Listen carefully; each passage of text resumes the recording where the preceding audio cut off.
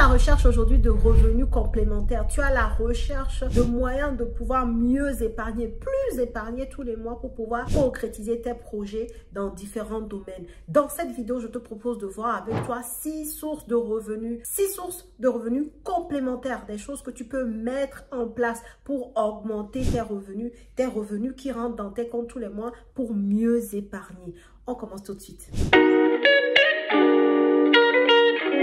La vérité, quand on s'intéresse, que ce soit à l'investissement immobilier ou à tout autre projet, très souvent, ça demande des fonds. Et évidemment, avec notre seul salaire, parfois, c'est très compliqué de pouvoir avoir tous les fonds disponibles, rassembler les fonds et réaliser le projet qu'on souhaite faire. Donc, dans cette vidéo, comme je te le disais, on va voir ensemble 6 sources de revenus très intéressantes, très puissantes, que tu peux toi aussi mettre sur pied à partir de là, tout de suite, aujourd'hui. Écoute bien cette vidéo jusqu'à la fin. Et d'ailleurs, tu peux commencer déjà à le faire dans les commentaires. Mets-moi toi les sources de revenus complémentaires que tu as à côté de ton activité principale qui te ramène le maximum de revenus sur tes comptes. Quelle autre activité tu fais? Qu'est-ce que tu fais pour diversifier tes sources de revenus? On va voir ensemble, en tout cas pour ma part, 6 sources de revenus complémentaires.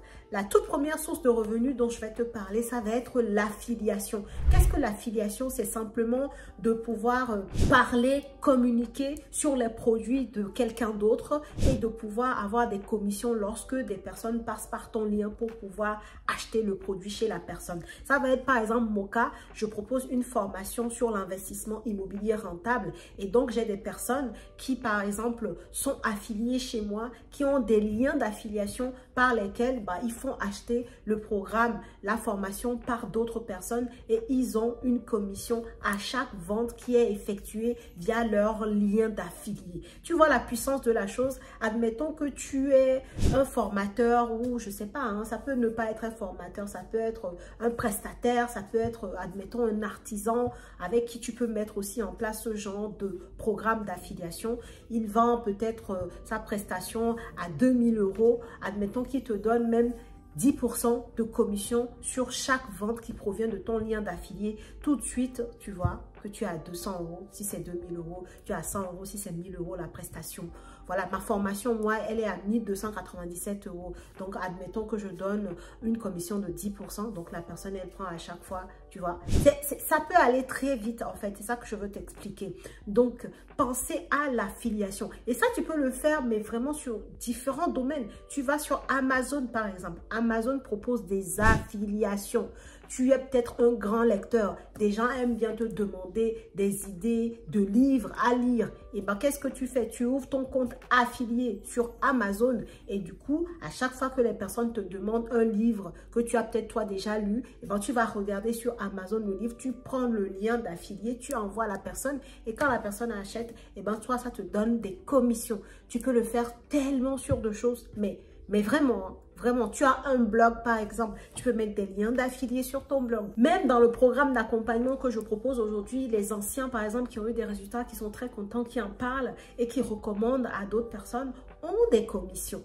Ça permet simplement par ce levier-là d'aller chercher de l'argent sans faire de gros efforts. Si tu es sur Instagram, peu importe ton réseau social, tu es sur une communauté particulière, admettons que tu adores le sport par exemple, tu peux aller regarder des coachs sportifs, des formateurs, des gens qui proposent des prestations, peut-être qui vendent même des produits de sport et tu vois pour mettre en place un programme d'affiliation avec ces personnes-là pour vendre leurs produits, en parler en fait. C'est même pas, tu n'es pas en train de vendre, tu fais pas du commercial réellement, tu parles du produit, voilà, en tant que utilisateur ou pas, ou quelqu'un qui aime bien ce produit-là, qui l'apprécie, qui pense que c'est un bon produit. Tu parles juste du produit, tu communiques dessus, tu mets ton lien d'affiliation et quand les gens passent par ton lien pour acheter, ça te donne droit à des commissions. Et ce sont des commissions assez intéressantes, surtout si tu es sur des produits dont le montant de départ est assez élevé. Donc, l'affiliation pour moi, normalement, tout le monde, je dis bien tout le monde, devrait au moins faire de l'affiliation parce que c'est très simple. Faire de l'affiliation, il n'y a pas plus simple. Donc, c'est pour ça d'ailleurs que je commence par là. Il n'y a pas plus simple. Ça ne prend pas beaucoup de temps. Ça ne va pas te prendre énormément d'énergie si tu as déjà une communauté, si tu as des gens autour où vous parlez souvent d'une thématique particulière, où tu es dans des groupes où vous parlez d'une thématique particulière, va regarder des personnes qui proposent des prestations dans cette thématique-là et voir avec elles pour avoir un programme d'affiliation et proposer leurs produits. Il faut bien entendu que toi-même, tu sois convaincu de la qualité, évidemment. L'idée, c'est, voilà, c'est pas que tu proposes à une personne et après que tu te fasses blacklister comme celui-là qui emmène vers les gens des prestations ou des produits de basse qualité. Tu vois ce que je veux dire? Donc, l'affiliation, en tout cas, pour moi, c'est la base des bases des bases. Tout le monde devrait pouvoir avoir un side, c'est-à-dire revenu de côté, revenu complémentaire, petit truc, affiliation. Deuxième source de revenus, ça va être de vendre tes services. Tu sais faire probablement quelque chose. Tu es peut-être à l'aise avec l'écriture et tu sais méthodiquement faire en sorte que les gens restent accrochés à ce qu'elles ou ils lisent. Tu peux proposer tes services de copywriter. Tu es à l'aise avec le design, tu as beaucoup d'imagination. Tu peux proposer tes services de créateur de contenu, en fait, à des créateurs de contenu qui n'ont pas le temps à accorder à ça. Tu sais monter des vidéos. Aujourd'hui, combien de messages je reçois de personnes qui veulent me monter des vidéos? Bon, j'ai déjà une équipe, mais sinon, j'aurais pris le temps de les regarder, en fait, tu vois. Donc, qu'est-ce que tu sais faire? Tu peux le monétiser aujourd'hui. Tu as des sites comme Fiverr, tu as des sites comme ComeUp, en fait, où tu peux vendre littéralement tes services à toi. Et ça peut être dans divers domaines, hein. J'ai cité quelques exemples, mais vraiment, voilà, le champ est large en fait. Qu'est-ce que tu sais faire? Tu peux le monétiser aujourd'hui sur Internet en vendant tes services. Ou alors, tu vends les services d'autrui. Par exemple, moi, j'utilise un métier ou des personnes qu'on appelle des closers. Ce sont des commerciaux, en fait, des personnes qui permettent de vendre mes produits ou mes prestations plutôt. Donc, tu peux aujourd'hui, toi aussi, sans faire des années d'études, devenir closer.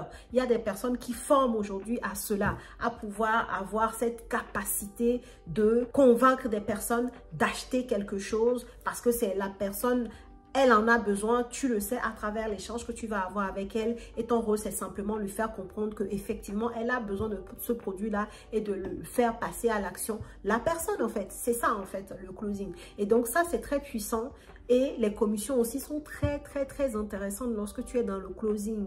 Ok, donc ça c'est un métier aussi qui a fait un gros boom là, il y a quoi, il y a peut-être 5 ans en France, hein, c'est un très jeune métier en France en tout cas et qui marche très bien. Donc tu peux t'intéresser à cela, quoi, vendre les produits d'autrui. Voilà un exemple par exemple, mais en tout cas deuxième source de revenus complémentaires, eh ben, ça va être de vendre des services ou de vendre les services d'autrui. Et ça, je précise et j'insiste pour dire que tu peux le faire en étant toi-même salarié à côté. Moi, par exemple, j'ai une personne dans mon équipe qui, effectivement, aujourd'hui, est salariée. Elle s'appelle Félicité, peut-être que tu l'as déjà eu en appel. Félicité, elle est salariée et elle fait cette activité-là. Elle m'aide sur la partie vente, sur la partie échange avec les personnes parce qu'il y a des choses que toute seule, je ne peux pas faire. Les entrepreneurs, on a besoin d'être entourés.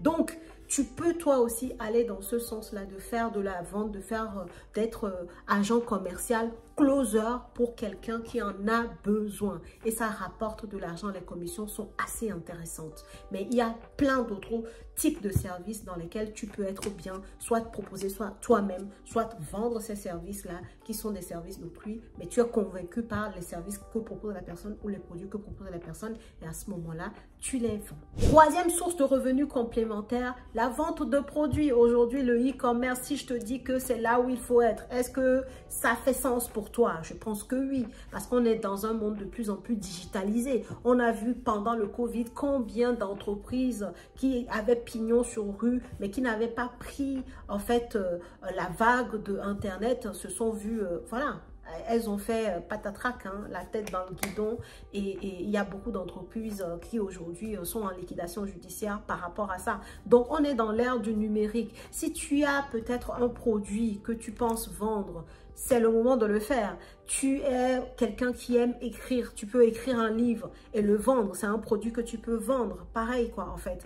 Donc, la vente de produits aujourd'hui, c'est quelque chose que tu peux faire très facilement. La vente en ligne, produits, peu importe. Peut-être que tu as un domaine que tu kiffes, je ne sais pas. Tu adores faire le sport, le crossfit, peu importe le domaine d'activité que tu aimes. Ben, il y a des produits dans ce domaine-là que tu peux vendre. Ou alors, retourner à l'étape, la première source que je t'ai partagée, l'affiliation, faire de l'affiliation sur ces produits-là. Ça reste aussi de la vente en ligne. Donc ça, à fond, pareil. Ça, c'est des types de revenus que tout le monde peut faire en fait. Vendre un produit en ligne, ne serait-ce que par exemple, et ça je l'avais dit dans une autre vidéo, des anciens vêtements de tes enfants ou de toi-même, peut-être que tu n'as pas d'enfant, mais tu as des vêtements que tu n'utilises plus, que tu ne peux... Tu vas sur Vinted en fait et tu vends.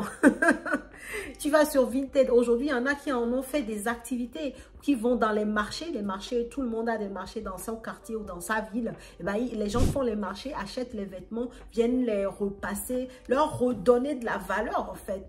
C'est juste une question de valeur perçue. Hein. Donc, redonne de la valeur aux vêtements, les repassent comme il faut, prennent les photos et vendent ça sur Vinted. C'est une vente de produits.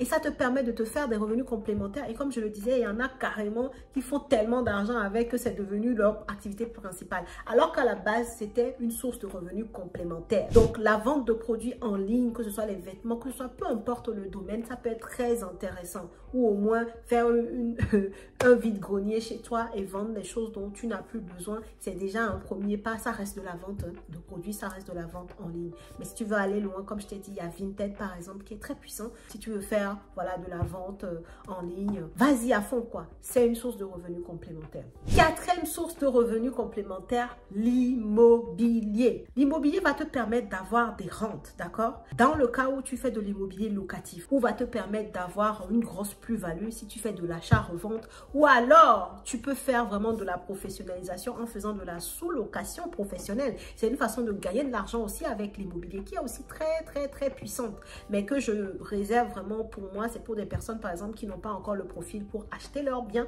parce que la sous-location professionnelle suppose que tu vas avoir un propriétaire auquel tu dis voilà, moi je veux louer votre bien pour pouvoir en faire une location courte durée, en fait, le proposer à des voyageurs. Donc, c'est de la sous-location professionnelle qui te permet à toi derrière de faire de la location courte durée. Mais tu n'es pas propriétaire et ça peut être galère d'avoir des propriétaires qui acceptent et de toute façon, tu payes un loyer. Donc, clairement, si derrière l'activité principale, c'est de la location courte durée. Donc, si cette location courte durée, tu peux la faire dans ton bien qui est à ton nom et que tu as amorti tous les mois, que bien te fasse en fait. Donc là, tu vas vraiment mixer les stratégies pour aller plus loin. Mais sinon, si tu n'as pas le profil pour investir dans l'immobilier pour l'instant, tu peux commencer par la sous-location professionnelle, tu vois.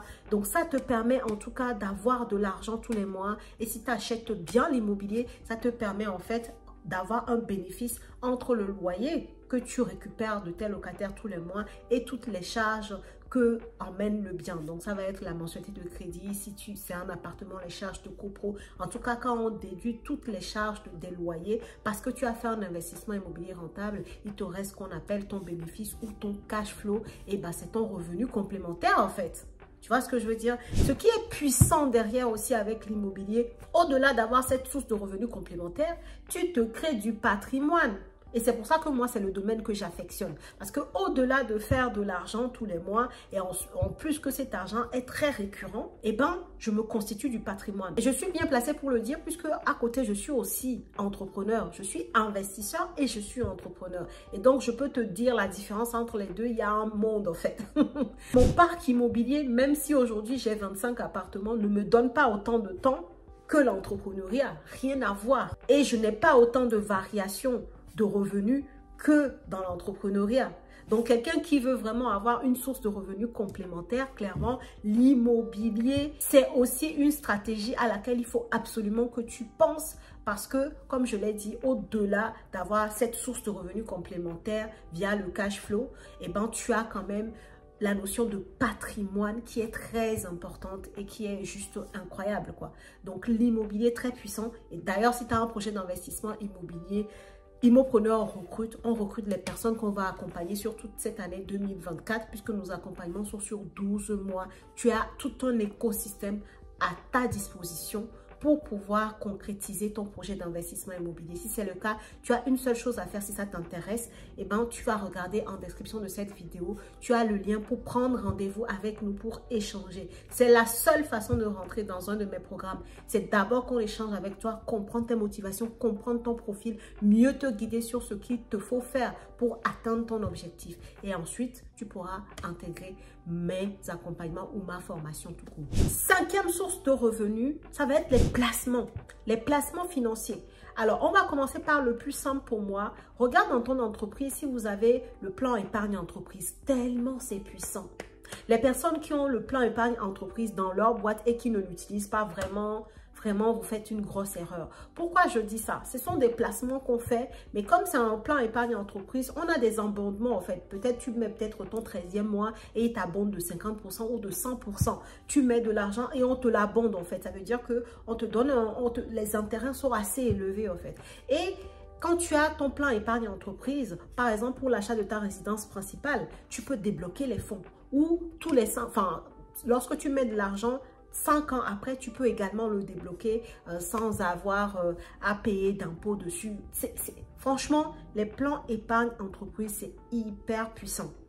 Toute personne qui a dans son entreprise ce système-là doit absolument y adhérer. C'est très, très, très puissant. Donc, plan épargne entreprise en termes de placement financier, c'est top. On va aussi parler des assurances vie. Les assurances vie aussi, c'est quelque chose que tu peux avoir. Ça te permet en fait de placer ton argent et qui te ramène des intérêts. Tu places 1 000 € par exemple à la fin de l'année. Si ton taux d'intérêt est de 5%, tu récupères 50 €. C'est toujours mieux que rien. Ça reste de l'argent que tu récupères sans trop bouger en fait. Vraiment sans trop te déranger, tu vois. Les placements financiers, c'est très intéressant. Mais par contre, on est d'accord qu'il faut s'y connaître. C'est comme l'immobilier, j'en ai parlé tout à l'heure. Il faut se former, il faut se faire accompagner pour ne pas faire d'erreur. Les placements financiers, c'est pareil. Et j'ai pas parlé de la bourse, je vais le rajouter. La bourse aussi, c'est une sorte de placement financier, clairement. Mais pareil, tu vas pas aller investir en bourse comme ça, en fait. Sinon, c'est tout pour perdre ton argent, tu vois, ou en crypto-monnaie, ou peu importe. Tout ce qui est placement financier, tu vas pas y aller comme ça. Dans tous les cas, peu importe le domaine, il faut un minimum de connaissances pour pouvoir être sûr de rentabiliser ce qu'on est en train de faire. Donc, placement financier très puissant aussi pour aller chercher des sources de revenus complémentaires, vraiment puissant. Et j'insiste, toute personne qui a dans son entreprise le système de plan épargne entreprise, allez-y. C'est très important et c'est très puissant. D'ailleurs, si toi aussi, tu as peut-être ce système dans ton entreprise et que tu l'utilises ou que tu l'as utilisé, mets-nous ça en commentaire, ça va en inspirer d'autres, d'accord? Dernière source de revenus, très peu répandue, ça va être la méthode des dividendes. Donc, ça veut dire que tu achètes des parts de société et en tant qu'actionnaire, en fait, tous les ans, l'entreprise va distribuer, si elle a fait du bénéfice, des dividendes aux actionnaires. Ça, c'est aussi hyper puissant. Maintenant, tu vas pas aller mettre 1 000 € et t'attendre à des sommes folles de dividendes, quoi, en fait. Ça, je pense qu'une fois que tu as fait l'affiliation, une fois que tu as fait la vente de services, tout ce que j'ai listé avant, les placements financiers, vente de produits ou alors l'immobilier, que tu atteins un certain niveau, si tu veux encore pousser encore plus, tu deviens business angel ou voilà, investir dans des business auxquels tu crois, hein, sans être vraiment dans les business angels, tu peux le faire à ton niveau, en fait. Investir dans des sociétés dans lesquelles tu crois, devenir actionnaire de ces sociétés-là. Et là, tu vas gagner aussi du gros argent. Mais il faut mettre du gros argent au départ pour gagner du gros argent. Donc, cette dernière source de revenus, tu peux la laisser pour quand tu auras développé les 5 premières que je viens de te donner. Tu vois que tu peux le faire en fait. Je ne sais pas si c'est clair pour toi. Tu peux le faire. Tout ce que je viens de lister, c'est dans l'ordre du possible. Et il y a beaucoup qui sont dans l'ordre du possible immédiatement. L'affiliation, immédiatement, tu peux le faire. L'investissement immobilier, tu peux le faire. Si tu te donnes 6 mois, tu peux acheter ton premier bien immobilier. Et moi, je t'accompagne pour que tu ne fasses pas d'erreur et que tu sois sûr que ce soit rentable. Vente de produits, tu peux le faire.